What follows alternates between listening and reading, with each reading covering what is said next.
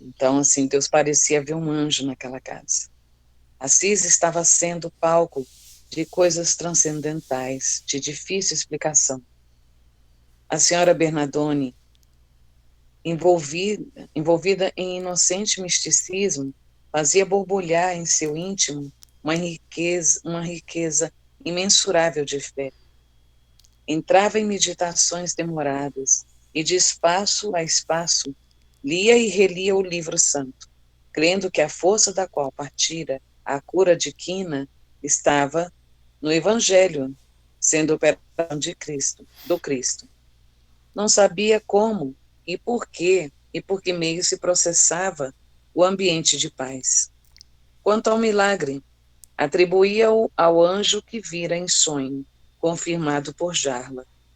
Debulhava as espigas das recordações com intenso prazer, sem perder um grão dos fatos, nem a sequência daquela história que ora se iniciava. Certo dia, sentiu irresistível vontade de dar um passeio pelos arredores da cidade. Queria ver o nascer, queria ver o sol nascer. Espetáculo que lhe fazia muito bem. Ter contato com as plantas, com os pássaros, perceber a música da vida. Era dada a poesia. Gostava de fazer certas anotações quando inspirada. E sentia no coração que aquele dom aumentara de certa data para cá. Falou com Jarla, que logo tomou todas as providências.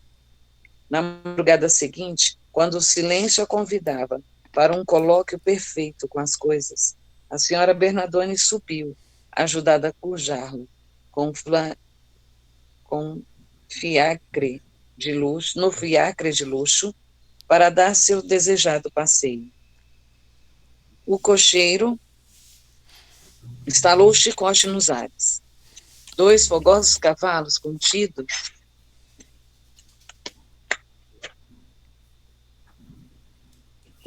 por rédeas coloridas, avançaram devagarinho, parecendo que andavam no ar, pela imposição dos travões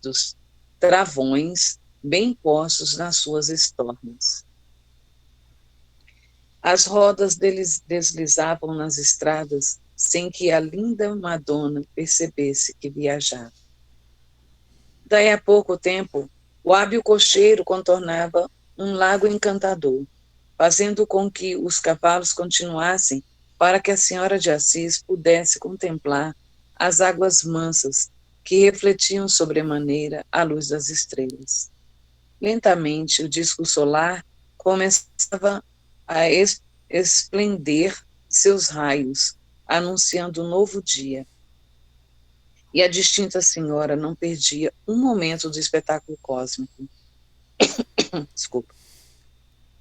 Se não é muito dizer, sorvia de maneira estática a essência luminosa do astro-rei, como se fosse o melhor dos vinhos.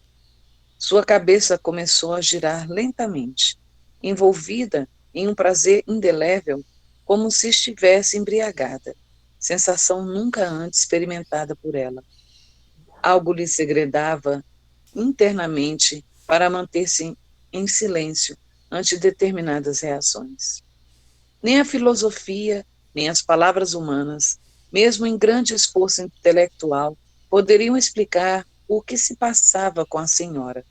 Somente a fé do santo e a natureza do místico entendem o que se passa no coração de quem começa a vivenciar o amor. Os ventos sopravam sobre os raios solares, sem que estes se dessem em seu calor, formando um conjunto de bênçãos graciosamente oferecido aos seres e às coisas. Era a vida em profusão. As bênçãos de Deus, que permaneceram em silêncio para dar tempo à senhora de sentir o Cristo em Deus. E Jarla falou a meio tom. Há quanto tempo moramos aqui e não tínhamos conhecido ainda essa felicidade? Essa felicidade, pensava em certos momentos, que era preciso comprá-la a preço de ouro. Hoje, porém, mudei de ideia. Tanto a senhora quanto eu estamos envolvidas por ela. O céu é para todos, mas nem todos se encontram preparados para o céu. Quantas pessoas há em Assis? Quantos existem em toda a Itália e no mundo inteiro?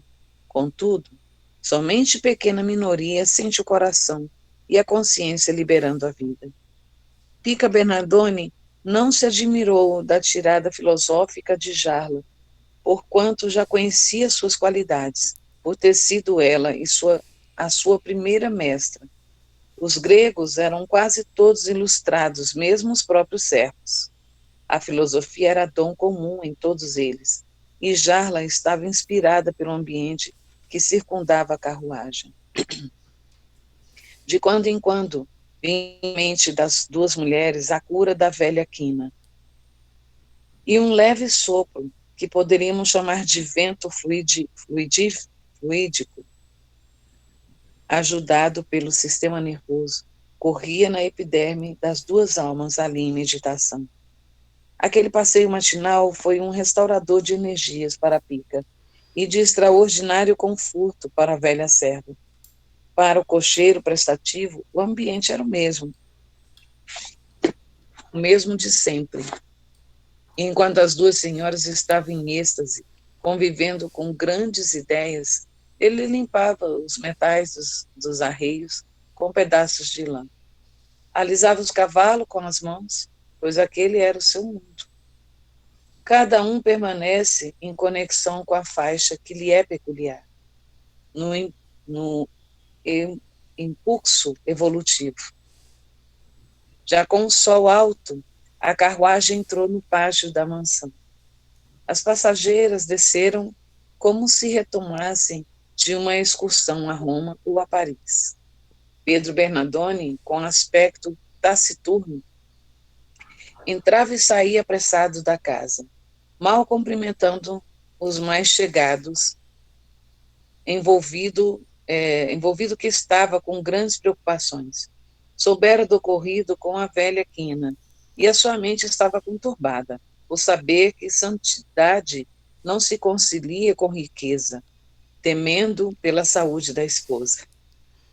Estaria ela envolvida nas ondas de Satanás? Iria consultar o reverendo o mais breve possível para que ele pudesse diagnosticar todo o caso de sua mulher. Não poderia ser mentira, pois viu com seus próprios olhos andando a serva que há 2 anos estava entrevada em um catre. Como poderia ser isso? Não estamos mais na época do Cristo. Não existem mais apóstolos. Os profetas desapareceram. Isso deve ser obra do diabo. Em todo caso, a palavra final seria a do padre de Assis, da igreja de São Damião.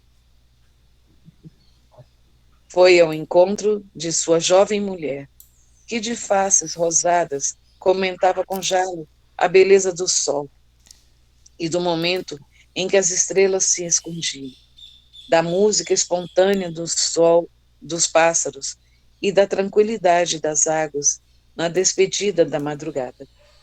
Pedro espantou-se por ver a sua mulher em completo equilíbrio emocional, em conversações das mais nobres. O seu maior medo era que a esposa se revestisse de santidade e a sua mansão se tomasse ponto de romaria de mendigos. E o seu comércio, e a sua riqueza, ficaria maluco. Daria o quanto fosse preciso para as comunidades religiosas, para que os padres tirassem da cabeça de sua esposa aquelas coisas relacionadas com o invisível. Mas sentiu que era melhor silenciar e agir em segredo.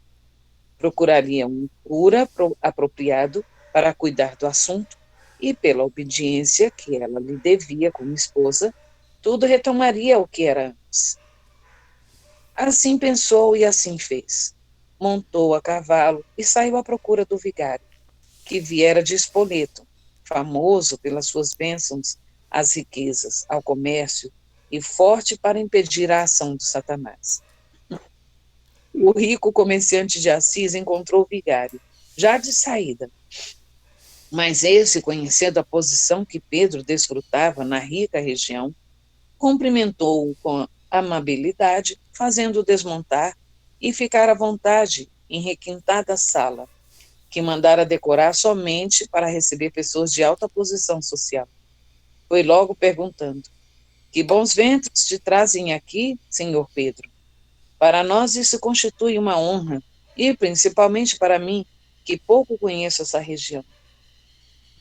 A Umbria foi o meu sonho, desde criança, e agora a minha vontade se realizou, com certeza, em nome de Deus.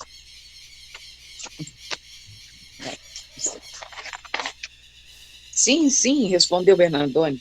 Venho aqui, reverendíssimo padre, para lhe contar fatos ocorridos com... O vigário interceptou-o, parecendo inspirado. Já sei, com a tua esposa, dentro da tua casa, e vieste para saber se procede de Deus. O homem pálido falou ao vigário: como sabe o senhor disso? O padre deu um curto sorriso e anunciou com facilidade: nada se esconde da igreja de Deus. E o senhor não sabe que sou seu representante? Moveu a cabeça, afirmando o que sabia até então. Sei que tua mulher está alegre, parecendo mais jovem, mais amável, e que a serva Jala ainda a ajuda em suas meditações. Tenho ainda outras coisas mais a dizer-te, que agora não são oportunas, por não ter chegado a hora. Entretanto, fica sabendo, é trama do demônio, para fazer com que percas a fortuna que Deus te deu por merecimento. Perplexo, o comerciante beijou as mãos asquerosas, acostumadas a refletirem a iniquidade, e contou o caso à sua moda, pedindo providências. E tudo foi combinado a peso de ouro. Acontece que a velha Quina, na noite que sucedera a sua cura, fora à casa do vigário pedir as suas bênçãos, agradecida por ter sido curada por Jesus, e lhe contara tudo que se passou, para que ficasse livre da prisão, como paralítico do Evangelho. E o velho lobo, vestido de pele de ovelha, tentando tirar proveito do caso, deu um toque a seu modo. Encontrando sintonia no futuro pai de Francisco, passou a ser conselheiro e confessor da família Bernardone. E nessa condição, nada ficava escondido nas dobras da consciência, que não fosse do seu conhecimento. Assim passaram as duas mulheres a serem intimamente martirizadas pelo fluente vigário, que embolsava o ouro do comerciante, invadindo a intimidade da sua consciência, mundo que pertence ao seu dono. Foi proibida a leitura do Evangelho, a não ser por ele, e explicando a sua maneira. As preces eram decoradas, quando escolhidas pelo sacerdote, e mesmo os passeios eram, acho que é vigiados, tá apagado, vigiados, para que Satanás não encontrasse acesso no coração da rica dama. O arroxo era maior para a serva, por ser ela grega e versada em filosofia, o que a religião católica não aprovava. O reverendo passou a fazer as refeições na mansão para assegurar a paz no lar.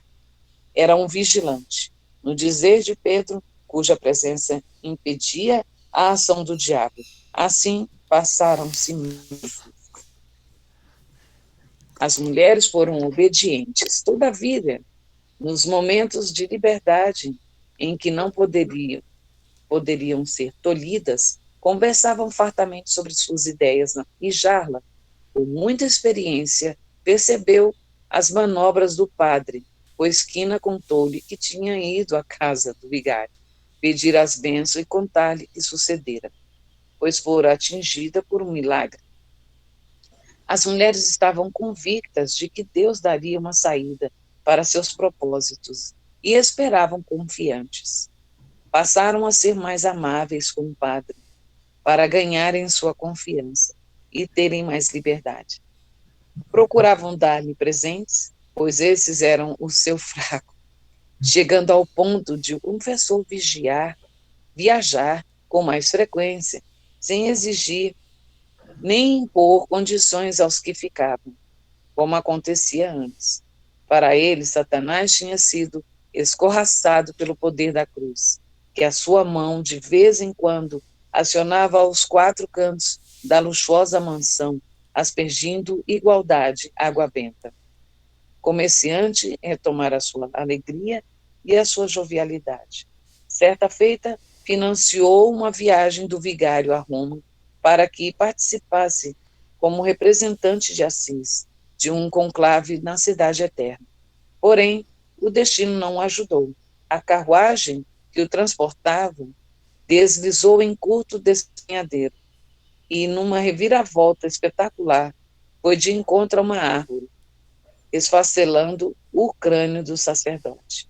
Nada acontecera, porém, com o cocheiro, nem com os dois serviçais que o acompanhavam na viagem.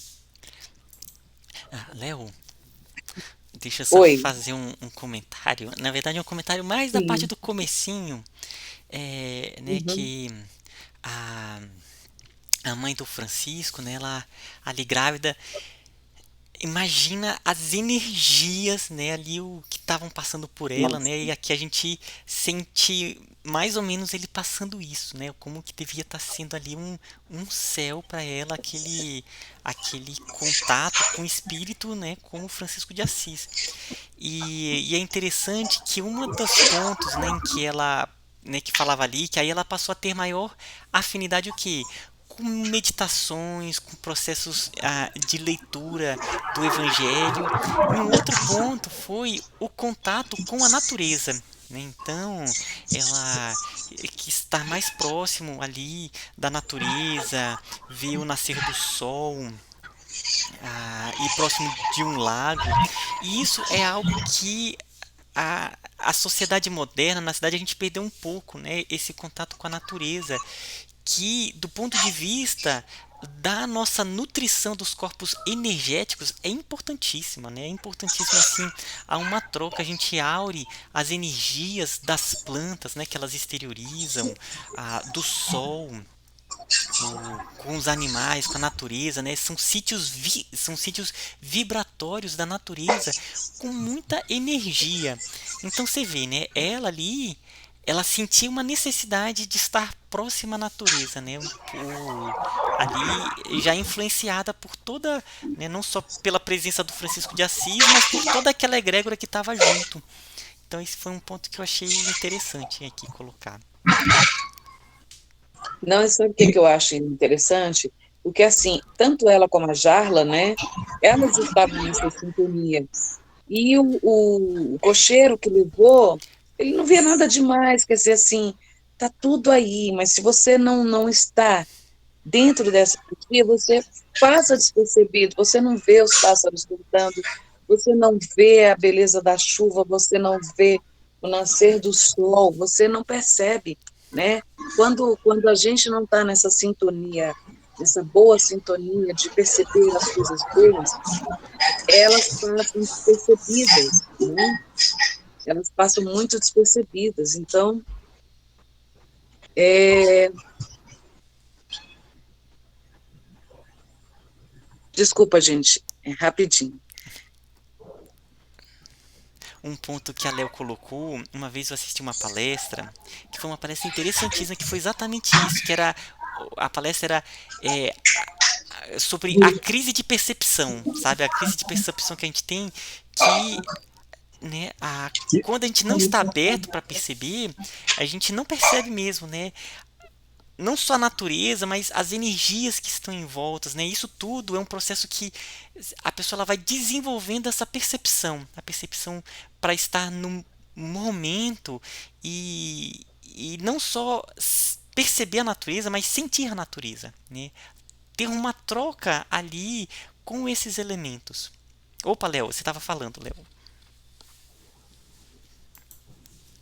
Pronto. Não, então, é exatamente isso, Ismael. Quando a gente não está nessa energia, você não percebe.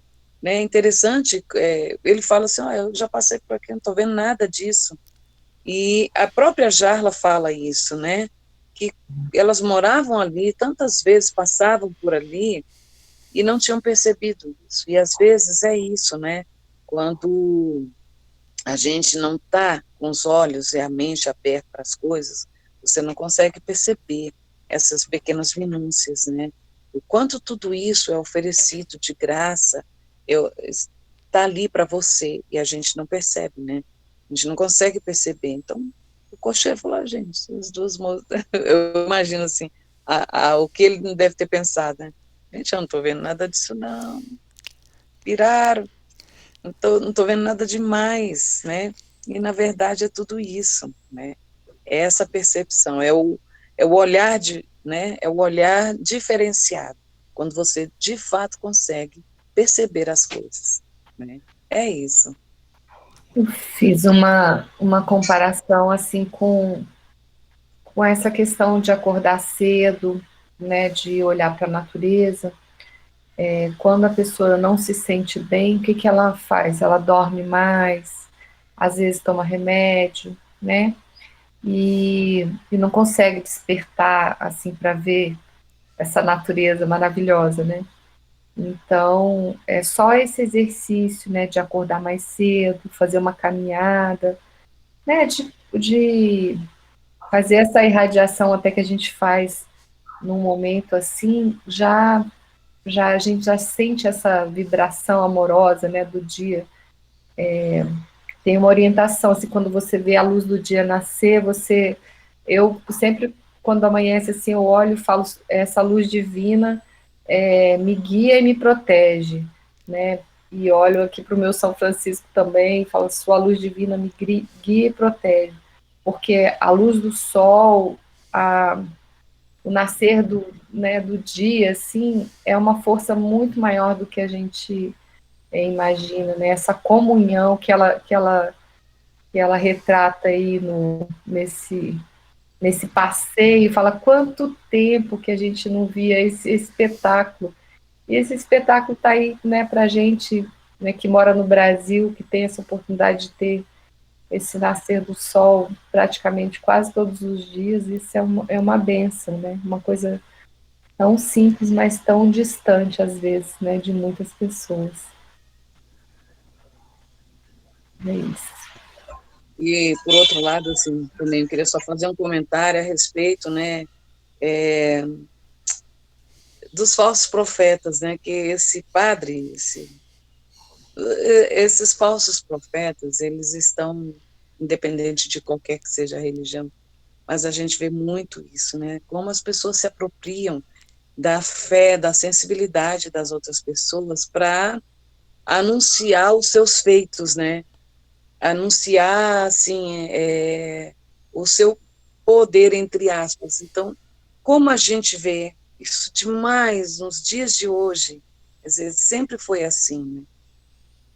As pessoas se apropriarem da ingenuidade até dos outros para poder se promover, né? Se autopromover. E a gente vê muito isso, infelizmente, né? Vê demais. Esse padre, ele representa tudo isso, né? E que ainda está por aí, né? As pessoas se apropriam das palavras, então, assim, naquele tempo eram pouquíssimas as pessoas que eram letradas, então se apropriam das palavras e faz a sua reveria, né? Faz a sua interpretação para poder se autopromover e também ter o poderio, né? Continuarem no poder, né? Persuadir as pessoas. E a gente vê muito isso ainda até hoje, né? Infelizmente. Em relação a isso, faz parte da própria natureza humana. Todas as religiões, sem qualquer exceção, são maravilhosas em sua essência. O que bota muitas vezes a coisa a se perder é o personalismo humano, em todas elas. Até mesmo no espiritismo, há casas maravilhosas e há casas que nos causam estranheza. Mas, na essência, a doutrina espírita, eu sempre disse uma coisa que algumas pessoas me olhavam estranho. Eu sempre falei, a doutrina espírita é maravilhosa, o movimento espírita não. Porque existe o personalismo humano, e isso interfere em todas as religiões. Se vocês pegarem o Alcorão, a Bíblia, o Bhagavad Gita e tantos outros livros, o Torá, a essência do que eles pregam é maravilhoso, é tudo igual. Todos eles pregam exatamente a mesma coisa. Mas eles são direcionados ou dirigidos, né, comandados por personalismo humano. E isso causa grande interferência na obra em si. Em relação ao que foi falado lá no início, fica muito claro, quando a gente está disposto a participar de alguma coisa, como a espiritualidade ela se aproxima e começa a trabalhar isso. Aqui fica bem claro com a mãe de Francisco, como no momento que ela desperta para algo maior, ela começa a ser trabalhada e orientada e começa a perceber, porque essa percepção do que está à nossa volta, que no dia a dia a gente perde, faz parte desse aumento da conscientização também, que a gente vai percebendo que existe um mundo maravilhoso ao nosso redor, que uma pedra pode emanar tanto amor quanto uma pessoa na rua. Então, esse tipo de compreensão vai crescendo dentro de cada um de nós e a gente passa a ter uma sensibilidade maior, porque começa a compreender mais as coisas como elas são. Isso é reflexo do que foi dito também um pouco acima no texto, e é dito até hoje, em outras palavras, que muitos são chamados, mas pouquíssimos atendem ao chamado. E não atendem porque não conseguem compreender a grandeza do que significa aquele chamado. Então, à medida que as pessoas forem compreendendo, elas vão se dispondo a serem trabalhadas, e a espiritualidade se aproxima e aproveita de cada momento que tem, para usar tudo que tem, para instruir, para preparar. E aos poucos a gente vai começando a perceber mais em volta, e começa a achar graça em coisas que a gente não achava, a se emocionar com coisas corriqueiras e a amar com mais facilidade. Essa, na verdade, é a nossa essência. A gente só precisa descobrir uma forma de deixar ela fluir. Silvio, Lezinha, já tem são uma frase que eu acho interessante, fala, né, 8h35. que é bíblico, né, e fala assim, o Cristo falava isso frequentemente, né, quem tem olhos que veja, quem tem ouvidos que ouça, porque às vezes a gente vê, mas não enxerga, a gente escuta, mas não entende, né, é em cima disso que você disse, só para ilustrar. Os espíritos que colaboravam em Assis se movimentavam com entusiasmo para que o apóstolo do amor pudesse tomar novamente outro corpo, reformulando na Igreja Católica Apostólica Romana os conceitos do amor e da pureza evangélica, sugerindo-lhe maior sensibilidade cristã e mais perdão, e ainda, consoante o Evangelho do Cristo, que não ajuntasse ouro nem prata nos seus alforjes. Sua verdadeira missão seria fazer circular todos os bens da vida, colocando as almas na plenitude da esperança. E começa então a cair no ergástulo da carne, uma grande estrela dos céus de Jesus, para iluminar as consciências em plena Idade Média.